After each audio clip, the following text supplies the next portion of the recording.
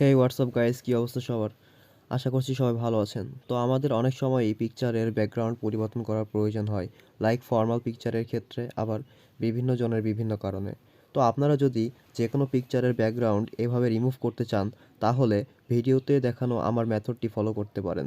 So এর জন্য আপনাদেরকে অ্যাট ফার্স্ট প্লে স্টোর থেকে এই অ্যাপসটি ইনস্টল করে নিতে হবে। অ্যাপসটির নাম এবং লিঙ্ক আমি ডেসক্রিপশন বক্সে দিয়ে দিব, আপনারা কাইন্ডলি চেক করে নেবেন।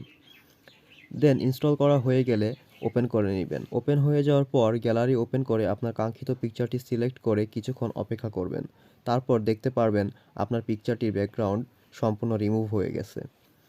এখন আপনি চাইলে আপনার পিকচারটি এরকম পিএনজি ফরম্যাটেও সেভ করে নিতে পারেন, অথবা যে কোনো ব্যাকগ্রাউন্ড অ্যাড করে করতে পারেন।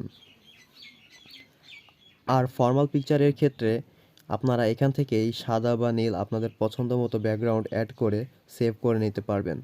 এরপর কাছে যে কোনো কম্পিউটারের দোকান থেকে কোনো ঝামেলা ছাড়াই পিকচারটি প্রিন্ট করে নিতে পারবেন।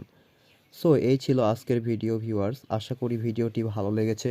যদি ভালো লাগে তাহলে অবশ্যই একটি লাইক করবেন এবং কমেন্ট করে আপনার মতামত জানাবেন।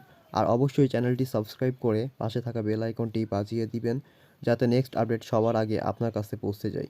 সো ভালো থাকবেন সবাই। দেখা হবে আবার নতুন কোনো ভিডিওতে। So till the new video, bye bye.